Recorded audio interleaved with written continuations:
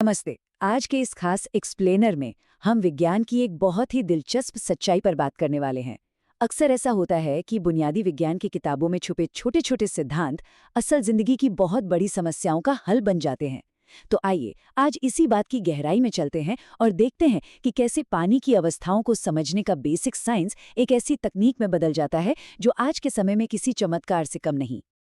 अब जरा इस बारे में सोचिए, क्या हवा से पीने का पानी बनाया जा सकता है? सुनने में ये बिल्कुल किसी साइंस फिक्शन फिल्म की कहानी लगता है ना? मतलब हवा में तो कुछ दिखाई ही नहीं देता, फिर उससे पानी कैसे निकाला जा सकता है? लेकिन सच मानिए, इसके पीछे कोई जादू नहीं बल्कि प्योर साइंस है। आज हम इसी सस्पेंस से पर्दा उठाने वाले हैं और उस गजब की तकनीक को समझेंगे जो इस नामुमकिन सी लगने वाली बात को मुमकिन बनाती है।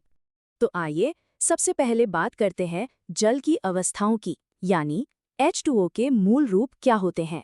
किसी भी एडवांस मशीन या तकनीक को समझने के लिए उसके बेसिक फाउंडेशन को समझना बहुत जरूरी है। पानी असल में किन रूपों में रहता है? हम सब ने किताबों में पढ़ा है कि पानी की 3 प्राथमिक अवस्थाएं होती हैं: ठोस, द्रव और गैस। जैसे बर्फ के रूप में पानी ठोस यानी सॉलिड है, जो कि हमारा शुरुआती बिंदु है। बहते हुए रूप में ये द्रव यानी लिक्विड है और भाप के रूप में ये गैस है। सुनने में ये बहुत ही आम बात लगती है, लेकिन यकीन मानिए, प्रकृति का सबसे बड़ा जादू इन्हीं 3 अवस्थाओं के बीच छिपा हुआ है। अब आते हैं अवस्थाओं में परिवर्तन पर, कि पानी असल में अपना रूप कैसे बदलता है। पानी के एक स्टेट से दूसरे स्टेट में जाने की प्रक्रिया को 2 बिल्कुल उल्टे बदलावों से समझा जा सकता है।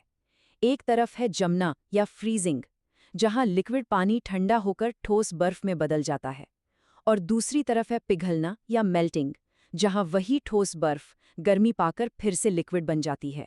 गर्मी कम या ज्यादा होने से ये चक्र बस ऐसे ही चलता रहता है। लेकिन आज की हमारी इस चर्चा के लिए जो सबसे दिलचस्प बदलाव है, वो है ये अगला परिवर्तन। एक तरफ पानी गर्म होकर वाष्पित होता है, यानी इवेपोरेट होकर गैस में बदल जाता है, और दूसरी तरफ है संघनित होना, यानी कंडेंसिंग, जहां वो जल वाष्प ठंडा होकर वापस लिक्विड पानी में बदल जाता है।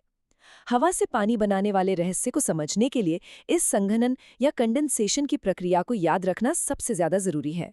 चलिए अब इसे रोजमर्रा की जिंदगी से जोड़कर देखते हैं। दैनिक जीवन में संघनन का एक बहुत ही आम उदाहरण। विज्ञान सिर्फ किताबों तक सीमित नहीं है, ये हमारे आसपास हर जगह मौजूद है। हम सबने बर्फ के ठंडे पानी वाले ग्लास के बाहर पानी की बूंदें बनते जरूर देखी होंगी। जब ग्लास के अंदर बर्फ का ठंडा पानी होता है तो उसकी बाहरी सतह भी एकदम ठंडी हो जाती है। ऐसे में जब हवा में मौजूद नमी उस ठंडी सतह से टकराती है तो वो संघनित होकर पानी की बूंदों में बदल जाती है। ये बूंदें ग्लास के अंदर से बाहर नहीं आती, बल्कि हवा की नमी ही पानी बनकर ग्लास पर चिपक जाती है। ये संघनन का सबसे बढ़िया और आम उदाहरण है। और यहीं से शुरुआत होती है हमारे मुख्य टॉपिक की, वायुमंडलीय जल जनित्र, यानी हवा से पानी निकालने की तकनीक। शुरुआत में जो सवाल उठाया गया था उसका जवाब अब बिल्कुल साफ है। संघनन के उस साधारण से कॉन्सेप्ट को मॉडर्न मशीनों में कैसे इस्तेमाल किया गया है, ये वाकई हैरान करने वाला है। इन मशीनों को वायुमंडलीय जल जनित्र या एटमॉस्फेरिक वाटर जनरेटर यानी शॉर्ट में AWG कहा जाता है। ये ऐसी मशीनें हैं जो हवा में मौजूद नमी को सोखकर उसे पीने लायक साफ पानी में बदल देती हैं।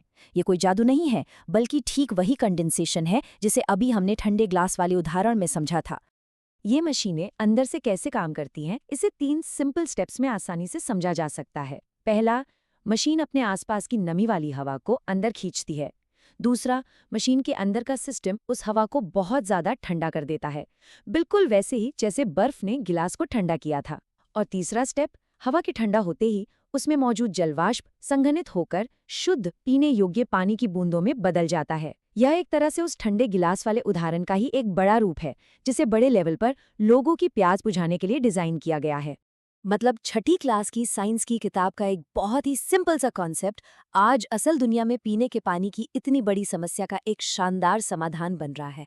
वाष्पीकरण और संघनन सिर्फ परीक्षा पास करने के लिए रटने वाले शब्द नहीं हैं। इन्हीं सिद्धांतों का इस्तेमाल करके ऐसी मशीनें बनाई जा रही हैं जो वहां भी पानी दे सकती हैं जहां पानी की भारी कमी है। इसके लिए बस हवा में थोड़ी सी नमी होनी चाहिए। तो चलते चलते एक बहुत ही अहम सवाल छोड़कर जाते हैं।